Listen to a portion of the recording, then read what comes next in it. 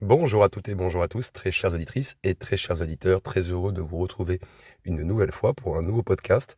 On va parler essentiellement des civilisations de type 1, 2 et 3.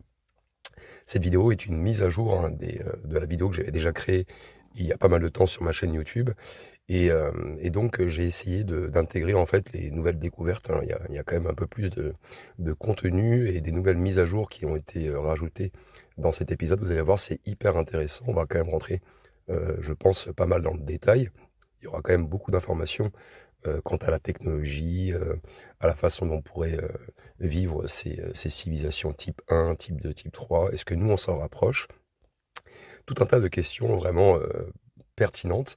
Il y aura plus de détails scientifiques sur les niveaux de consommation énergétique et même les prévisions technologiques. On aura aussi quelques exemples concrets et des études de cas, hein, sur la manière dont on pourrait détecter d'éventuelles civilisations extraterrestres. Et bien sûr, dans le temps où on vit actuellement, j'ai fait évidemment une actualisation des avancées en IA et en astrophysique, hein, qui pourraient accélérer ou même ralentir peut-être notre transition vers une civilisation de type 1. Voilà, donc j'espère que cet épisode va vous plaire. En tout cas, c'est un pur podcast. Je n'ai pas vraiment le temps en ce moment de créer de faire des montages vidéo, si je puis dire. Je n'ai pas trop le temps en ce moment, mais ne vous inquiétez pas, ça va bientôt arriver. Surtout pour les armes à haute énergie. La deuxième partie est en préparation, mais ça prend beaucoup de temps. Vous avez remarqué de toute façon, en ce moment, je poste pas mal de podcasts. C'est essentiellement, la raison est due en fait déjà au manque de temps, hein. J'ai beaucoup moins de temps parce que je dois travailler aussi, et comme tout le monde, et en même temps aussi, quand je reparcours un peu ma playlist, toutes les playlists que je fais en ce moment, que j'ai déjà créées sur ma chaîne, je me rends compte effectivement qu'il y a beaucoup d'épisodes où les mises à jour sont vraiment nécessaires. Il y a des choses qui ne sont plus du tout à jour, et comme je suis un peu pointilleux là-dessus, voilà, j'aime bien refaire ces podcasts-là. Ne vous inquiétez pas, en tout cas, toutes les autres vidéos arrivent, elles arriveront à la bourre, hein, vous me connaissez tous. Donc ça arrivera petit à petit, et merci de votre patience, en tout cas. Allez, je vous dérange pas plus longtemps, je parle beaucoup à chaque fois. Très bonne écoute et bon épisode. Allez, donc pour commencer cet épisode, déjà, on va se demander pourquoi classer les civilisations. C'est la question de base, je pense. Alors, l'univers, il est immense, il contient des milliards de galaxies, chacune sont remplies de milliards d'étoiles, et les étoiles ont aussi des planètes qui gravitent autour. Donc, si la vie, elle existe ailleurs, il faut se demander comment mesurer le niveau en fait, de développement d'une civilisation extraterrestre. Et c'est précisément la question que s'est posée Nikolai Kardashev en 1964. En fait, il a élaboré en fait une classification des civilisations en fonction de leur capacité à exploiter en fait, hein, l'énergie disponible dans leur environnement. Alors pourquoi cette classification est-elle importante? Parce que plus une civilisation contrôle une quantité d'énergie immense, et plus en fait elle a la capacité de modifier son environnement et d'explorer l'univers et d'accéder aussi à des technologies qui, à notre échelle, en fait, hein, semblent presque magiques. Alors Kardashev, il a initialement défini 3 niveaux de civilisation. Le type 1, donc c'est une civilisation qui maîtrise toute l'énergie disponible sur sa planète. Le type 2, qui est une civilisation qui exploite l'énergie de son étoile. Et le type 3, qui est une civilisation qui contrôle l'énergie de toute sa galaxie. Donc vous voyez, ça donne un peu une vision progressive de l'évolution des sociétés avancées, et qu'elles soient humaines ou extraterrestres, hein, on s'en fiche, ça donne quand même une échelle, quoi. Alors, selon cette théorie, plus une civilisation monte en niveau, et plus en fait elle devient technologiquement avancée et capable de survivre aux catastrophes naturelles et cosmiques, hein. Alors, où en est l'humanité sur cette échelle? Est-ce qu'on est proche de devenir une civilisation de type 1? Quels défis devons-nous surmonter pour y parvenir? Et surtout, existe-t-il des traces, hein, d'autres civilisations dans l'univers qui auraient déjà atteint ce niveau? Donc voyez, hein, vous allez voir, on va mettre un petit peu à jour toutes les infos que que j'avais déjà dit dans l'épisode précédent, il y a très longtemps. Et je vais essayer de détailler vraiment au maximum un petit peu chaque niveau, les avancées scientifiques récentes qui pourraient nous permettre d'évoluer sur cette échelle de Kardashev. Et puis aussi, on va parler un peu des indices potentiels d'autres civilisations dans l'univers. Vous allez voir, c'est captivant. Alors commençons déjà par la civilisation de type 1, donc la maîtrise totale d'une planète. En gros, une civilisation de type 1, c'est une civilisation qui a atteint la capacité d'exploiter toute l'énergie sur sa planète. Donc je parle des océans, des vents, du soleil, et même les phénomènes géologiques, hein, comme les volcans. Alors, le physicien Michio Kaku, il estime que l'humanité est actuellement classée à 0,73 sur l'échelle de Kardashev. Donc on n'est pas encore une civilisation de type 1, mais on s'en rapproche progressivement avec l'évolution de nos infrastructures énergétiques et aussi de nos technologies. Alors, quelle technologie avons-nous besoin pour atteindre ce type 1? Déjà, les énergies renouvelables avancées. Il va falloir faire des efforts et des avancées concrètes sur la fusion nucléaire, sur l'éolien, le solaire et la géothermie. Ensuite, il va falloir euh, optimiser la gestion et le contrôle des phénomènes naturels.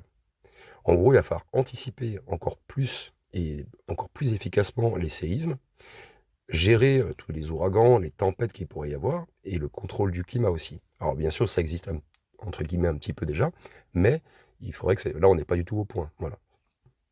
Et puis aussi, bien sûr, il faut une unification mondiale, hein, normale. Une civilisation de type 1, forcément, elle implique un réseau de communication et puis une stabilité politique à l'échelle planétaire. Parce que si les gens se foutent sur la gueule tous les jours, c'est sûr que la planète, elle va prendre cher et on n'arrivera jamais au type 1, on va s'autodétruire avant. Alors, quels sont les défis à surmonter? Parce qu'il y en a quand même pas mal, hein, vous allez voir. Déjà, le réchauffement climatique et puis la crise énergétique, hein.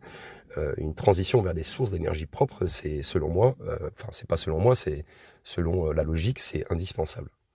Ensuite, les conflits géopolitiques, j'en ai déjà parlé, mais on est un peu mal barré en ce moment. Mais voilà, l'humanité, elle doit quand même parvenir à une coopération mondiale pour optimiser les ressources planétaires et les partager équitablement. Vous voyez, qu'il n'y ait pas un pays qu'on ait un peu plus qu'un autre.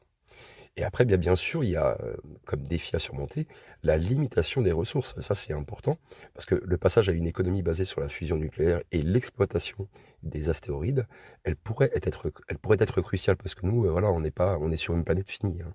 Donc, c'est sûr qu'on ne peut pas lui prendre toutes ses ressources indéfiniment. Alors, quand pourrons-nous atteindre ce niveau? Alors ça, c'est une estimation que j'ai faite, mais ce n'est pas réellement, je pense pas que ça soit la vérité, mais c'est une indication. Donc selon les prévisions et d'après ce que j'ai cherché, regardé et puis un petit peu analysé, il faudrait à peu près 100 ou 200 ans, à peu près. Si on évite les effondrements si on évite évidemment, l'effondrement, civilisationnel et si on maximise nos ressources, bien sûr, si on coopère ensemble. Donc vous voyez, dans 100 ou 200 ans, peut-être que vos arrière-petits-enfants, connaîtront, la civilisation de type 1. Allez, maintenant on va passer aux civilisations de type 2. Donc en gros, la civilisation de type 2, comme je vous l'ai déjà dit, elle est censée maîtriser, on va dire, toute l'énergie de son étoile.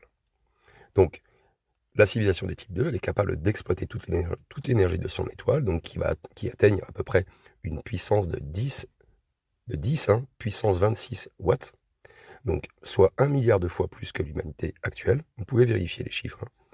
Et donc vous voyez qu'on est quand même on n'y est pas du tout. Alors, bien sûr, vous avez certainement déjà des idées, très chères auditrices et très chers auditeurs, sur la façon dont on pourrait capter l'énergie d'une étoile.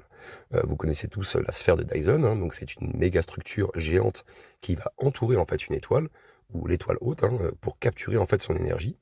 Vous avez aussi les anneaux de Dyson, donc c'est à peu près le même principe, hein, c'est une alternative qui est un peu plus plausible, hein, quand même, hein, à court terme, et qui est formée en fait de collecteurs stellaires en orbite. Et puis après, bien sûr, vous avez de l'extraction directe de la fusion nucléaire d'une étoile. Donc là, bien sûr, voilà, c'est futuriste, hein, mais c'est un contrôle avancé du plasma stellaire. Donc on utilise une technologie qui est capable quand même d'extraire la fusion nucléaire. Voilà, on n'y est pas du tout. Alors, quels sont les indices de civilisation de type 2 dans l'univers? Alors, les chercheurs du SETI, donc, ils scrutent, hein, les étoiles, hein, pour détecter des anomalies lumineuses qui pourraient être causées par de telles structures. Je vous ai déjà créé un super épisode sur l'étoile de Tabi, KIC 846 28 52, qui a intrigué les scientifiques, hein, en raison de ces variations lumineuses inexplicables, mais qui ont été expliquées finalement, et qui pourraient être compatibles avec une mégastructure artificielle. Mais bon, comme je vous l'ai dit dans cet épisode, si ça vous intéresse, mettez sur pause, allez-y direct. Vous verrez que tout est expliqué et tout est assez logique, en fait, au final. Alors, quand pourrons-nous atteindre ce niveau? Eh bien, il va falloir des avancées dans la fusion nucléaire et les mégastructures spatiales, hein, qui vont nous placer à plusieurs milliers d'années de ce stade. Vous voyez, on n'est pas à 100 ou 200 ans. Là, on est à plusieurs milliers d'années. Et donc, bien sûr, il faut rajouter, hein, toutes les contraintes que l'on va rencontrer, en fait, hein, durant ces centaines d'années, tous ces siècles qui vont passer. Il va falloir faire attention au climat, à la planète, à l'écologie, tout un tas de choses. Donc forcément, ça va modifier un petit peu notre société et notre façon de vivre sur Terre, quoi, pour atteindre ce type 2. Ça, c'est inévitable. Ensuite, nous avons les civilisations de type 3. Donc, elles maîtrisent l'énergie d'une galaxie entière, donc c'est à peu près 10 puissance 36 watts. Donc c'est un chiffre inconcevable, hein, pour nous, bien sûr. C'est un peu comme les 10 puissance 100 années que je vous ai dit pour les étoiles zombies. Voilà, c'est de la théorie, bien sûr, mais c'est quand même fondé sur des connaissances scientifiques qui sont réelles. Et donc vous comprenez bien que là, on parle de temps qui est vraiment presque indiscernable, insaisissable, on peut même pas l'imaginer, quoi. Alors, quels moyens pour atteindre ce niveau? Déjà, il va falloir une ingénierie galactique massive. Donc, il va falloir coloniser déjà les systèmes stellaires, les captations d'énergie et de capter aussi de l'énergie sur plusieurs soleils simultanément. Aussi, il va falloir des super intelligences artificielles. Donc, il va falloir un réseau de civilisation qui est dirigé en fait par une IA hyper avancée. Et aussi, il va falloir explorer tout ce qui est l'espace intersidéral et comment aussi développer, si je puis dire, des technologies qui puissent maîtriser l'espace et le temps. Voilà. Par exemple, la propulsion warp, ou la distorsion de l'espace, ou alors la création de trous de verre, ou alors la distorsion de l'espace. Peu importe le terme que vous utilisez, ce sont des technologies qui sont encore purement théoriques, ça reste encore de la science-fiction, mais vous imaginez bien que pour commencer à développer ce genre de technologie, c'est pas des milliers d'années qu'il va falloir de civilisation, mais plutôt peut-être des millions d'années. Voilà. Alors pourquoi on a trouvé personne encore, hein? Parce que ça j'avais déjà fait une vidéo aussi sur le paradoxe de Fermi, et c'est vrai que c'est très intéressant ce paradoxe, parce que si des civilisations de type 3 existent, pourquoi est-ce que nous on les voit pas, quoi? Alors ça j'en avais déjà parlé, mais c'est vrai qu'elles pourraient tout simplement s'autodétruire avant d'atteindre ce stade. Et puis aussi, il y a la distance astronomique qui empêche la communication, même si c'est des civilisations de type 3. Et puis aussi, c'est peut-être une forme d'existence qu'on ne peut pas percevoir. Un peu à l'image d'un insecte, hein, qui marche sur la terre, hein, dans l'herbe ou dans le champ, et qui se rend même pas compte qu'il y a des hommes au-dessus de lui qui l'écrasent, par exemple. Vous voyez, il s'en rend pas compte, il n'a pas connaissance, il n'a pas conscience qu'il y a d'autres formes et bien plus évoluées qui sont autour de lui. Du moins, il sait qu'il y a d'autres insectes, qu'il y a des animaux, des prédateurs, mais il se doute pas qu'il y a une intelligence comme nous, par exemple, des hommes, des humains avec une intelligence qui pourrait l'écraser en une seconde et réduire sa vie à néant, quoi, en une fraction de seconde. C'est par rapport à ça que je disais ça. Alors bien sûr, vous en doutez, l'échelle de Kardashev, en fait, elle ne se finit pas au type 3, hein, bien sûr, elle peut aller jusqu'au type 4 et au type 5. Mais bon, là, c'est un épisode, un rappel, en fait, hein, de ce que j'avais déjà fait précédemment. Bien sûr, on peut créer un autre épisode. Je peux créer un épisode en fait qui va parler essentiellement des civilisations de type 4 et 5. Mais là, on va rentrer dans un épisode pure science-fiction. Et donc, voilà, j'ai pas jugé nécessaire de l'insérer dans cet épisode-là. Mais en tout cas, si vous en avez envie, n'hésitez pas à me le dire. S'il y a suffisamment de commentaires pour me le signaler, eh bien, je me ferai un plaisir de vous créer ce podcast. Je vous le ferai avec plaisir. Alors, donc, bien sûr, la civilisation de type 3, ce n'est pas la fin. C'est effectivement la moitié de l'échelle de Kardashev. Il y a encore des civilisations encore plus évoluées qui pourraient exister et qu'on ne pourrait même pas percevoir. Mais voilà, déjà, posons-nous la question, est-ce que nous, en tant qu'humains, on est prêts à arriver à la civilisation de type 1? Et ça, c'est notre avenir, entre guillemets. Il va dépendre de notre capacité à surmonter les crises climatiques, géopolitiques, alimentaires, et même la maîtrise des ressources énergétiques, hein. Ça, c'est de toute façon, on n'aura pas le choix, hein. Donc on est à 0,73, eh ben, il va falloir encore 100 ou 200 ans pour réellement atteindre le type 1. Voilà, j'espère que cet épisode en tout cas vous a plu. Vous avez vu, hein, l'univers il est rempli de mystères et si on veut comprendre où est-ce qu'on se situe dans le cosmos, eh bien on doit s'interroger. Est-ce qu'on est prêt à évoluer en une véritable civilisation galactique? Ça, c'est vraiment la question. Alors peut-être qu'actuellement, au vu de la société actuelle, les gens ne sont pas prêts et puis ils ont d'autres problématiques, bien sûr, bien plus importantes que de voyager dans l'espace ou que de financer des programmes de recherche pour aller voyager dans l'espace. Pour le moment, les gens, ils ont des problèmes sur Terre et selon moi, encore une fois, je le dis très souvent, occupons-nous déjà de notre planète avant de s'occuper des planètes extérieures, des autres systèmes et tout ça. C'est bien la recherche, c'est bien de participer financièrement un petit peu à ce genre de recherche pour faire évoluer la technologie et tout ce que nous on a actuellement comme technologie qui nous paraît basique, mais qui ont été conçues, pensées et réfléchies par des gens il y a très longtemps, ou même il y a peu de temps. Et en tout cas, on a besoin quand même de ce genre de recherche, mais je trouve qu'en ce moment, voilà, tout ce qui est financement, on va dire, mondial, n'est pas concentré sur les bonnes choses. Voilà. Si vous voyez ce que je veux dire. C'est plutôt concentré, entre guillemets, pour la création d'armes ou pour financer les guerres, voilà, j'en passe. Donc, vous voyez, on n'est pas encore, selon moi, prêt. On n'est pas du tout prêt, en fait. Quand on dit l'estimation de 100 à 200 ans, je pense que ce serait plutôt 300 ans ou 400 ans, en fait, au final, si on continue comme ça. Il me semble que cette année, en 2024, on a eu 56 conflits géopolitiques, enfin 56 conflits qui ont créé des guerres, des conflits géopolitiques, etc. Et selon les estimations, cette année, en 2025, on sera à peu près à 86 conflits. Donc ça ne s'arrange pas. Voilà. Bref, je ne vous dérange pas plus longtemps. Prenez tous soin de vous et à très bientôt. Ciao, ciao.